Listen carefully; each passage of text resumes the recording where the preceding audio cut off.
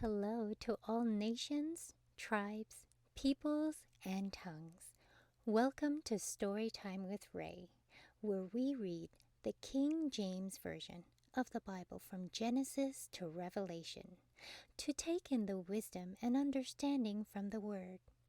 Thank you for joining, and God bless.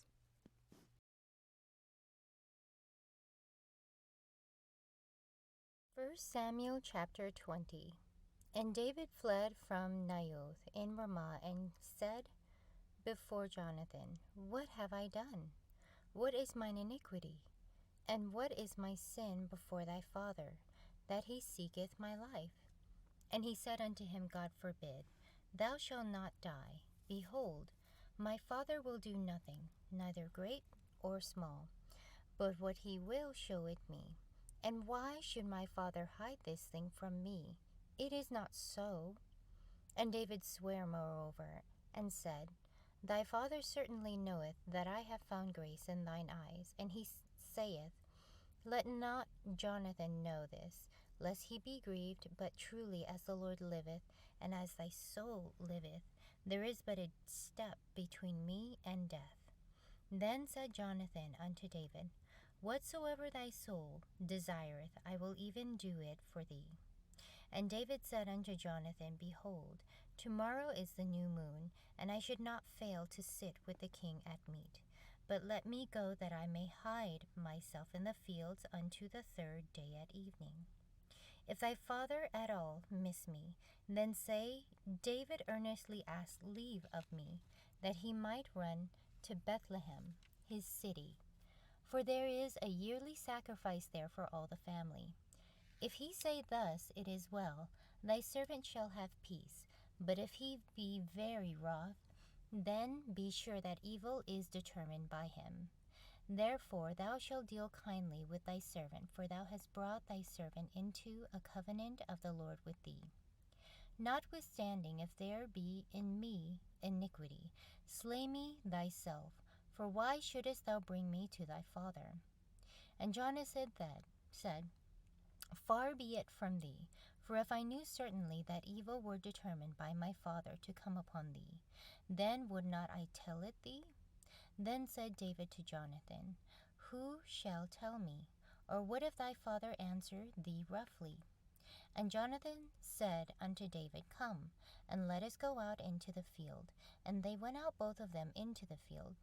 And Jonathan said unto David, O Lord God of Israel, when I have sounded my father about tomorrow any time, or the third day, and behold, if there be good toward David, and I then send not unto thee, and show it thee, the Lord do so and much more to Jonathan.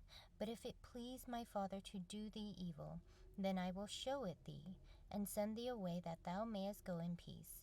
And the Lord be with thee, as he hath been with my father.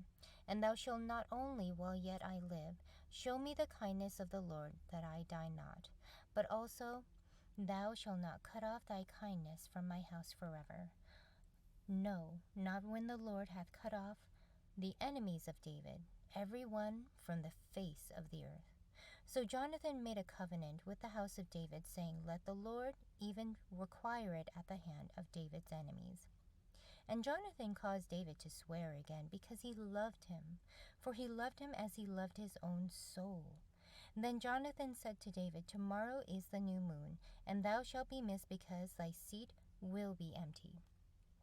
And when thou hast stayed 3 days, then thou shalt go down quickly, and come to the place where thou didst hide thyself, when the business was in hand, and shall remain by the stone Ezel. And I will shoot 3 arrows on the side thereof, as though I shot at a mark. And behold, I will send a lad, saying, Go, find out the arrows. If I expressly say unto the lad, Behold, the arrows are on this side of thee, take them, then come thou, for there is peace to thee, and no hurt, as the Lord liveth. But if I say thus unto the young man, Behold, the arrows are beyond thee, go thy way, for the Lord hath sent thee away. And as touching the matter which thou and I have spoken of, behold, the Lord be between thee and me forever. So David hid himself in the field, and when the new moon was come, the king sat him down to eat meat. And the king sat upon his seat, as at other times, even upon a seat by the wall. And Jonathan arose, and Abner sat by Saul's side. And David's place was empty. Nevertheless Saul spake not anything that day, for he thought something hath befallen him. He is not clean. Surely he is not clean. And it came to pass on the morrow, which was the 2nd day of the month, that David's place was empty. And Saul said unto Jonathan his son, Wherefore cometh not the son of Jesse to meat, neither yesterday nor today? And Jonathan answered Saul, David earnestly asked leave of me to go to Bethlehem. And he said, Let me go, I pray thee, for our family hath a sacrifice in the city, and my brother, he hath commanded me to be there. And now if I have found favor in thine eyes, let me get away, I pray thee, and see my brethren. Therefore he cometh not unto the king's table. Then Saul's anger was kindled against Jonathan, and he said unto him, Thou son of the perverse, rebellious woman, do not I know that thou hast chosen the son of Jesse to thine own confusion, and unto the confusion of thy mother's nakedness? For as long as the son of Jesse liveth upon the ground, thou shalt not be established, nor thy kingdom. Wherefore, now send and fetch him unto me, for he shall surely die. And Jonathan answered Saul his father, and said unto him, Wherefore shall he be slain? What hath he done? And Saul cast a javelin at him to smite him, whereby Jonathan knew that it was determined of his father to slay David. So Jonathan arose from the table in fierce anger, and did eat no meat the 2nd day of the month.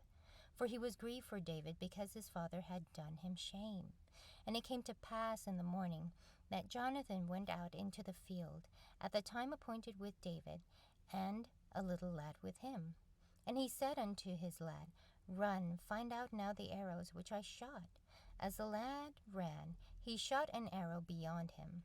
And when the lad was come to the place of the arrow which Jonathan had shot, Jonathan cried after the lad, and said, Is not the arrow beyond thee? And Jonathan cried after the lad, Make speed, haste, stay not. And Jonathan's lad gathered up the arrows, and came to his master. But the lad knew not anything. Only Jonathan and David knew the matter. And Jonathan gave his artillery unto his lad, and said unto him, Go, carry them to the city. And as soon as the lad was gone, David arose out of a place towards the south, and fell on his face to the ground, and bowed himself 3 times, and they kissed one another, and wept with another, until David exceeded. And Jonathan said to David, Go in peace, for as much as we have sworn, both of us, in the name of the Lord, saying, The Lord be between me and thee, and between my seed and thy seed forever. And he arose and departed, and Jonathan went into the city. Thank you so much for joining and listening to this beautiful chapter. I highly recommend it as a personal read. Please join me on the next chapter as we dive in deeper into the Word.